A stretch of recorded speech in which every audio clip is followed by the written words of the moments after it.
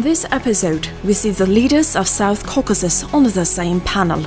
This is symbolic of how things are playing out in South Caucasus, a region in the backyard of Europe that after finalization of peace agreement will struggle for further integration. Connectivity, connectivity, connectivity. Due to a conflict over Nagorno-Karabakh, Armenia has been logistically isolated for decades. Now that the conflict is nearing its end, it is Armenia that needs to be retrieved on the map of connections. Georgia is a key actor in the regional processes. The Armenian PM just arrived in Tbilisi with a peculiar gesture for Georgians he's recently become popular for outside Armenia. But let's tackle events in turn. Georgia has been restless recently.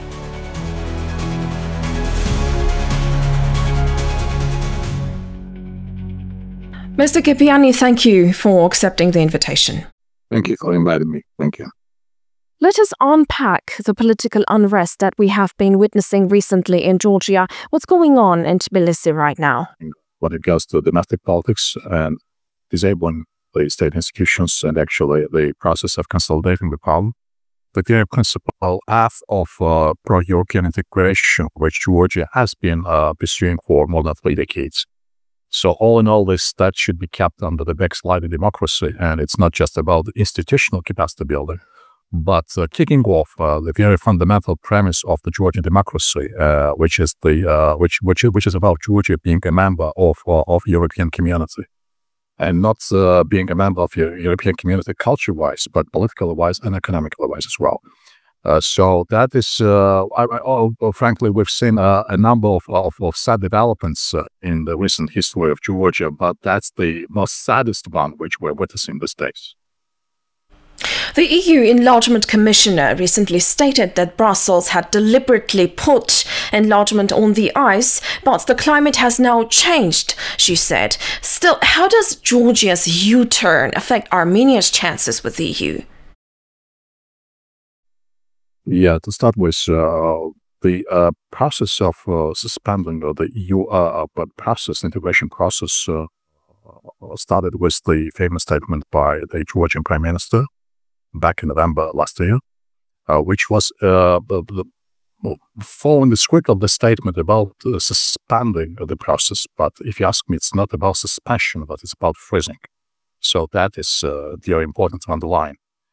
Because freezing the process of EU integration till 2028 is effectively blocking the process and the lagging behind the very critical developments which are taking place in the region. And now, when we speak about the region, Asgir, your questions is very timely about the duo or about the tandem of Georgia and Armenia on that path. Let me just step back a little bit, and when we see a new concept of the regionalism these days, and when we are witnessing emergence of a new regional center, which is about South Caucasian geostrategic center, for Georgia, it's critically fundamental to witness and welcome those changes which are taking place in Armenia. And by the same pattern, I think, it's very deplorable how Georgia looks from the Armenia's perspective these days. So all in all, I've always been re-emphasizing that when we speak about the competitiveness of the region, when we speak about the modernizing of the region, when we speak about putting the region on the spot, and not just politically, but investment-wise as well, for Georgia and Armenia, it's critically important. It's not just about for the sake of what we like or dislike. It's about our competitiveness. It's about surviving in this very egoistic and very competitive world, which is not about ideals, but it's about the interests and alignment of interests. So again, it's really very important for us to stick to each other. And therefore, the divergence in the past, which we're witnessing over the last year and so, it's really is something which again, very deplorable. And I recall very well at times when we were speaking that Armenia is lagging behind the Georgians' aspirations toward the EU.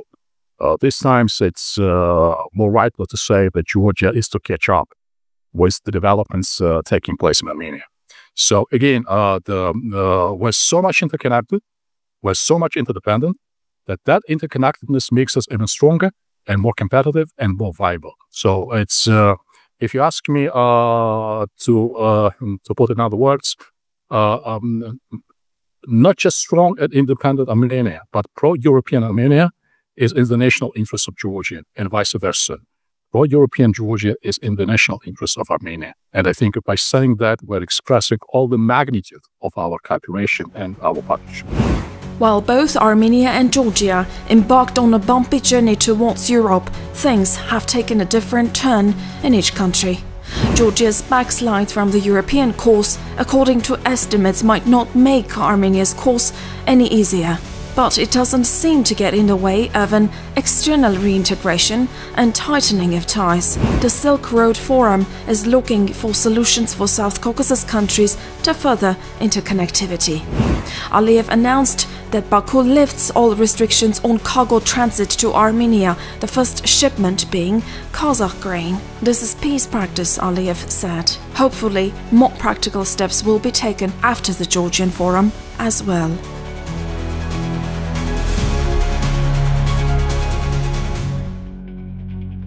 Peace in South Caucasus is vital for linking Europe and Central Asia, a priority for Brussels, at least according to EU officials. How does Georgia's government's, in essence, pro-Russian shift affect connectivity in the region? Is there infrastructure plan on the table between our countries? To start with, you said the pro-Russian stance of Georgian governments. I have to point out necessarily that no one has seen a smoking gun so far. So it's really very hard to make very strong allegations in that respect. However, the type of the governance which we're witnessing these days in Georgia, even if that type of governance has not been directed by Russia or by Kremlin, has all the indicators, had all the benchmarks to point out that we're on the on the Russian path of constructing the new type of governance which has nothing to do with European aspirations and European choice. So that is very important. As for the second part of the question, is there a joint infrastructure plan on the table between our countries? Something that Georgia and Armenia want to do together, with the trip and the 145 million allotted to Armenia for the Trump route and the Crossroads that the Armenian government has put forth, as well as the middle corridor that Europe is thinking of building, that is supposed to involve Georgia and Azerbaijan and hopefully Armenia as well. Is there a joint infrastructure plan on the table?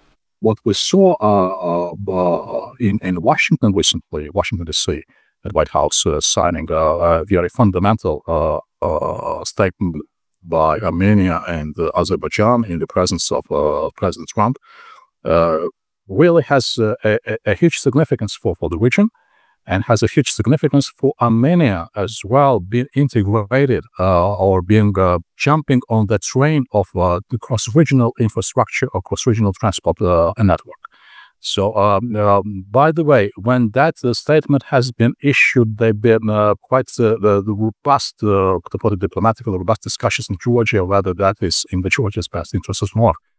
My stance, Astkik, that of course that means a quite significant change for us, and I'll explain in a few words what I mean by saying that. What has been granted to Georgia by definition, due to the stalemate and the conflict between Armenians and Azerbaijan, would not be on the agenda anymore. But on another side, it has twofold effects. Positive effects. One is that it's makes us to think about increasing our competitiveness and finding new potentials and resources for boosting up our compatibility with regional expectations and international expectations. And then the second point, what I mentioned at the very beginning of our conversation, it's about the region. It's about creating a common platform of economic interdependence between all three South Caucasian nations, Georgia, Armenia, Azerbaijan. So all in all, I think it's a win-win game. And regardless of some, let's say, skepticism or some jealous approach from Georgian side, I think, it plays in the hands of Georgian economy as well. As you mentioned, Georgia is Armenia's sole gateway right now to the west, but we often find Lars checkpoint blocked by queues on technical references. New technical solutions, as far as I know, have been introduced, despite chanting on both sides that Georgia and Armenia have friendly relations. Are there political reasons behind the queues Armenian truck drivers and producers have to face at last? As we already mentioned, the concept of the smoking gun. Although I mentioned that in different contexts. Now, when we speak about the technicalities of blocking and access to Armenia for shipments, again, I should repeat myself. Of course, we're not saying again that type of smoking gun. Although I have to be very honest with you, by Georgian officials in terms of explaining what is the real cause of the real reason does not seem acceptable to me personally. It does not seem very plausible. So that's all I could say. Really, I'm not able to point out. So in the sense that blaming Georgian authorities for undermining Armenia's positions in a different way. But again, as I've said, the technicalities does not stand the critics, at least from my perspective. And that is not also something which is very advantageous to Georgia's reputational image as well. Again, realizing that the strong connectedness between two economies and two nations, I think that those accidents or incidents really played a very bad trick in terms of I won't be saying undermining, but pausing for a while developments of our bilateral relations. So I very much hope that those technicalities would stay as a bad legacy and would not repeat itself themselves. Despite the goodwill during high-level communication, Georgia's falling further under Russian influence will allow Russia to increase pressure over Armenia as well by simply blocking Lars checkpoint. Armenian authorities will have to change their EU focus under social pressure stemming from economic problems unless Armenia-Turkey border opens, allowing a significant transit channel to the west. If the EU is serious about linking Central Asia to Europe, they need to weigh in with Aliyev and Erdogan, because it's the open border with Turkey that will decrease Armenia's dependence on its Lars diaphragm and allow to make relatively independent choices. The EU Commissioner's visit to Yerevan seems to contain this very messaging. But although the gates at Margara, the Armenia-Turkey checkpoint, is ready to function on the Armenian side, the gates remain unmoved.